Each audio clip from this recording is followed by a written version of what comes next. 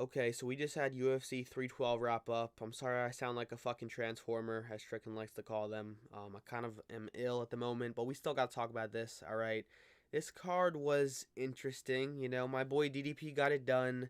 Kind of dominated Strickland, People picking Strickland and screaming robbery. What are you going to say now, alright? I'm just kidding. Honestly, I thought it was more competitive than people, made it seem like. It definitely was not a 5-0, okay? Well, it could have been, but I thought the third and the fourth round were very close, okay? And for Strickland's nose getting broken in the fourth, I think he did all right, No, he did terrible. He's so one-dimensional. All he does is box. He doesn't throw elbows. He doesn't throw knees. He didn't throw kicks. And kicks were the game plan and story of this fight, okay? DDP was so high output with them, so dynamic. Just, yeah, the kicks were the story of this fight. They won him this fight. Body kicks, calf kicks, head kicks, ending punching combos with kicks, just everything, okay? DDP looked kind of shit still at some times, very slow. Kind of looks like he's gassed the whole fight, but somehow he has more cardio than you by the end of it. So, yeah, my boy DDP still plot armoring his way through the UFC middleweight division. And I just want to address the whole boring fight. People, I get it, all right? It's another decision. It looked basically identical to the last fight, except DDP kind of dominated more. I get it, all right? You want people getting hurt. You want people getting dropped and recovering, and it being more of a war, an actual, back and forth fight instead of just point fighting.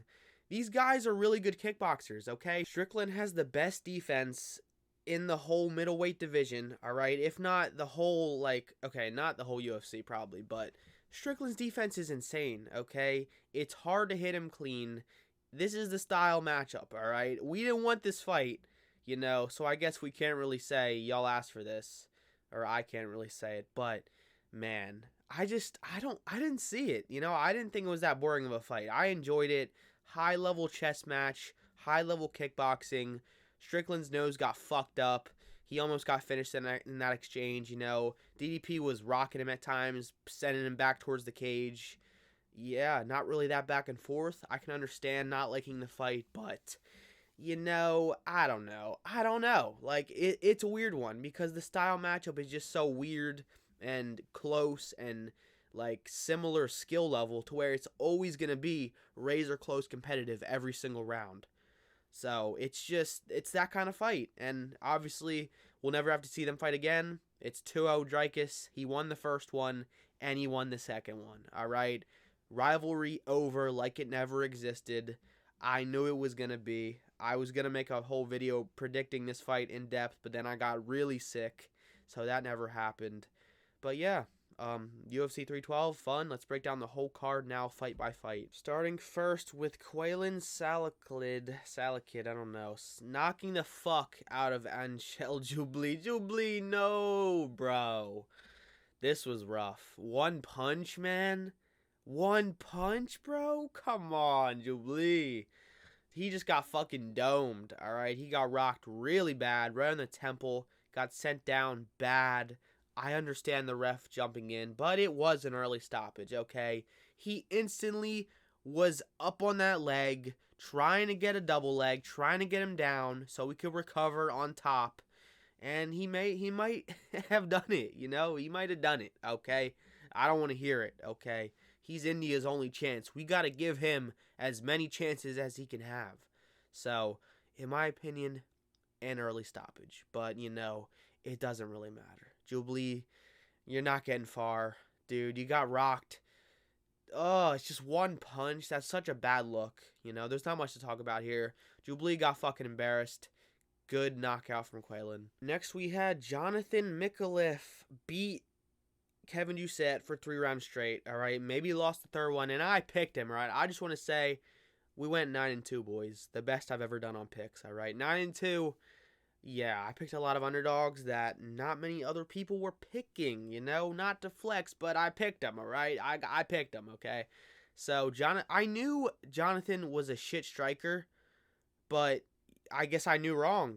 I thought wrong, I guess, because he looked way better here. He looked a lot faster, a lot better with his hands. On the fights I watched him on the come up, he looked fucking slow and plotty and looked like he only had grappling. I picked him by submission, I'm gonna be real. But yeah, he put on a 3-round masterclass almost, body kicks that were just red and juiced up. Just his whole body, his arms, his abs, his fucking whole abdomen was just red, bleeding at some points, Just crazy body kick power. Really telegraphed and slow, but those body kicks hurt. Throwing head kicks. He dropped him with a head kick in the first round, I believe. A lot of fights in this card where people got rocked and dropped, but then the whole fight, there was no finish. So, a lot of decisions, but a lot of fights where there could have been finishes. So, that's kind of disappointing, There weren't many finishes, to be honest. That's a part of the reason this card kind of sucked. A lot of decisions, but most of those decisions were pretty good fights. But yeah, Jonathan won the first 2 rounds very dominantly. Probably won the third as well. He kind of gassed a little towards the third, and Doucette started to kick him back a little better and more high output in the third, but I still think there's an argument he won all 3 rounds. So good win for Jonathan Micallef in Australia, getting it done in his debut. Yeah. Good job, bro. Next we had Rongzhu beat Cody Steele in the fight of the night. This was easily the fight of the night. The first 30 seconds to a minute were a bit plotty and worrying. Everyone was booing. All right, I wasn't. Okay, I was like every minute of most fights are boring. Okay, they gotta feel each other out, man. Okay, and they did. And then they went to fucking war. And it was kind of a masterclass from Rongzhu. He won all 3 rounds. Dude, Rongzhu, I feel like a lot of people, he was the fucking underdog, Why was he the underdog? He's good. Cody Steele's making his debut. All he had was power. All he had was big overhands, big meaty fucking hooks. All right? In the first round, I was kind of shitting myself because his speed and his power looked insane, but it didn't matter. All right? It was only a thing for 1 round, not even, all right? Rongzhu, it was just every exchange, he would win. He would land more. He would land better. He dropped Cody Steele how many times? 3 times throughout the whole fight. Once per round, maybe. Dude, Rongzhu looked really good. Very dynamic. Really good calf kicks. Hurting Cody Steele the whole fight. His stance would buckle every time he got calf kicked. Okay, I don't know if that says Rongzhu's kicks are good or Cody Steele just doesn't take them well. I don't know. It doesn't matter. All right, Rongzhu's a badass. I knew he would win. Very good boxer. Very good chin. He needed it in this fight because he got hit a lot, but he landed more and he threw more back and he damaged him more. All right, masterclass by Rongzhu. Let's go. Then we had Colby Thickness lose to Toporio's big bro. All right. Alexandre Topuria. And, I want to say this was a good performance by Topuria, but it was alright. It was alright. It was nothing special, I'd say. He's the definition of a Walmart Topuria, alright? He doesn't have the power. He has the boxing, he has the technique, but he doesn't have the power. He has less speed. He's more plotty. He doesn't cut off the octagon as well as Topuria, which is one of his best attributes, I'd say. Cutting off the distance, getting his opponent stuck in a corner and having nowhere to go and forcing himself to take a punch. Topuria doesn't really have that. And in this fight, it's not like he really had much to worry about. Colby, is his name Cody or Colby? It's Colby, right? Yeah. No, it's Colby. Fuck. Yeah. He doesn't really damage people, I'm sure he has before, but he just doesn't look dangerous at all in this. I knew he wasn't either. I just knew he would be less powerful, less damaging, just have less to worry, I knew Topuria would have less to worry about, He was throwing knees up the middle, he was throwing elbows, he was throwing junk volume out there, sticking that jab out there, jabbing and running, 1-2 run, get out the way, but it just wasn't doing anything, I don't think there was a single point in this fight where Topuria got hurt. Colby just needs to work on damaging people more and sticking, stand your base. Like, you need to stand your base more to have power, okay? You can't just stick and move the whole fight. You're never going to hurt anybody, all right? You can't win like that, okay? He looked all right still. I think he's UFC material. He just needs to work on actually being able to stand his own ground and stand on his punches and actually go for power shots instead of just junk volume and pumping that jab out there and running away, all right? It's not going to work.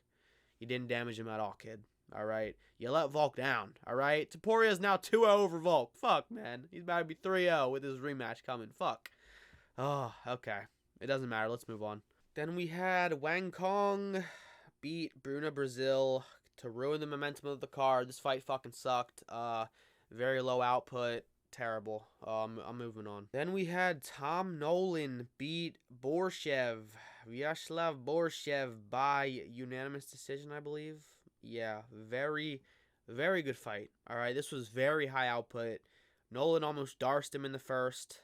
That was crazy, but Borshev is very aware in his submission. When he's in submission attempts, he's very aware jiu-jitsu-wise. He knows where he is. He knows what to do. He knows how to get out of them. He knows how to turn out of submissions very easily. And yeah, he did. He didn't get subbed. He got back up from the takedowns. He actually probably won the third round because he controlled Nolan. I was screaming like, you're going to get him a robbery decision over you, bro. Get up, all right? Nolan was being dumb. He got way overconfident, throwing spinning back fists, like double spinning back fists. Like, I don't even know. He was doing too much towards the end of this fight, but I did pick him, and that's why I was nervous about it, okay? He looked very good, you know? Very good. Very high output. Very powerful. He hurt Borshev a lot of times. Very good boxer in the box and out the box. He can stick and move, and he can plant his feet and stand and bang. All right, he can do it all. Very long and lanky and big for this division. You know, not that big. He's kind of skinny, but he's long and lanky. Kind of like a Sanhagen build. Yeah, very good performance by Tom Nolan. I knew he'd get it done. I knew Borshev was kind of overrated and kind of one-dimensional. You know, other than his boxing and his defensive grappling, doesn't really have much else, you know. So good performance by both men. It was a fun fight. Okay, then we had Jack Jenkins get subbed in the third by Gabriel Santos. Okay, this one fucking hurts because out of all the underdogs I got right, out of all the underdogs I picked on this card, this was the one I was for sure about. And it was the one that was wrong. Like, MMA fucking sucks, all right? Yeah. Jack Jenkins drops him with a head kick in the first, and then he follows him into his guard, a submission artist. Like, bro, Jack Jenkins, your IQ really showed in this one, man, and in a bad way, all right? Yeah, he should have let him get up after he dropped him, almost finished him, because he didn't go for ground and pound. He went for top position, top control. Dude, you rocked him into oblivion. Go for ground and pound, bro, or let him up, but no. Instead, he put his head into a fucking submission and almost got submitted in the first round. So, I'd still say he won that round from that head kick drop. But, yeah, then he got grapple fucked the rest of the 2 rounds and subbed in the third. Unfortunate. You know, Jack Jenkins will be back. Damn, bro. I really thought he was, like, really good. But I guess Gabriel Santos is the real deal. All right? Jack Jenkins is still good. It was the hair. Why did you cut your fucking hair? Like, bro, I literally said in my prediction video, he's going to have the mustache, he's going to have the hair, he's going to be looking badass, and he didn't have it. He didn't look badass, all right? That's why you lost, the hair. Fucking, you saw what happened to Peyton Talbot, and you still did this? Bro, these guys do not learn. Then we had Jake Matthews beat Francisco Prada by unanimous decision. Pretty back and forth fight. I'm gonna be real. I played Marvel Rivals a lot during this fight, so kind of looked away most of it. But it was pretty one-sided for Jake Matthews. Pretty high output, pretty low damage. You know, a lot of clinch work, clinch striking. It was aight. Let's move on. Next we had Jimmy Crute and Rodolfo, whatever his last name is, draw. Okay, and this was a fucking robbery. All right, bullshit. You got Jimmy Crute, the young guy on a fucking loss streak, comes back after a few years off, I think, right? Yeah, he hadn't fought since like a while, or I don't know, but comes back, puts on one of the best performances of his career, and you rob him. He won the first 2 rounds so fucking clear. It's insane, okay? He almost finished Rodolfo in the first. I think it was the first. Ground and pound. Almost submitted him a few times. Like, he was just getting the takedowns, landing strikes, dropping him. Like, he was doing everything right. He looked amazing. Rodolfo looked pretty shit. This was stupid. Not a draw at all. Like, draws, I'm willing to admit a close fight. Okay, they gave it a draw. That's fine. I could see that. No. This was a robbery decision. Robbed both men of a win and a loss, because who wants a draw? You know, honestly, give me a loss over a draw, you know? Like, fuck that. A draw is lame as hell, alright? Yeah, Jimmy Crute got robbed. Fuck that. Then we had Taliesin Dexaria beat Tafa. He's fucking trash, and I've always said he was. I've always said the Tafa bros suck. They're fat bums who suck. Okay, Justin Tafa. Is that this one? I forget. Yeah, he got knocked out in the first round. Broke his nose probably with that crazy elbow in the clinch. Just beautiful. You know, hopefully Texera is actually really good and this wasn't just a fluke, because we need heavyweight prospects for Aspinall, alright? And this dude's 6'7", long and lanky, powerful, can grapple. This guy's good looking. I hope he's the real deal. Please, bro. We need some heavyweight prospects desperately. And then we had Weili Zhang prove why she is the best women's fighter on earth right now. Beating Tatiana Suarez while she was an underdog. You know, hey, I admit it. I was wrong, bro. I admit it, alright? I'll never disrespect Weili again. You know, I just thought if there's one time to pick against Zhang Weili, it's now, alright? And I was wrong. Tatiana Suarez had no cardio after the second or third round. She was not ready for championship rounds. She just wasn't. I get it. Her wrestling looked good in the first. She won the first, man. It was going so good. She got that takedown easily when they were dry, alright? But, yeah, unfortunately, if you can't keep up that gas tank with the grappling through the whole fight, you kind of are fucked. Because if all you have is the grappling, and you can't have the gas tank to back up the grappling, which takes more gas than striking, yeah, you're fucked. This just proves the MMA fighter will always win, not the wrestler versus the MMA fighter. Okay? Pretty decent fight. I mean, it was alright. No, it was boring. Let's be real. It wasn't fun. Then we had Dricus du Plessis beat Sean Strickland. Alright.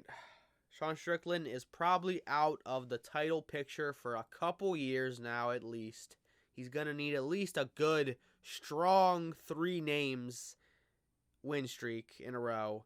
3 wins, probably, like, really high up the rankings, which it's going to be rough. You know, he's probably going to have to fight Kaio or something, or Paulo, or not Paulo, he just beat Paulo. Robert Whittaker, who we didn't want to fight before. I don't know. We'll see.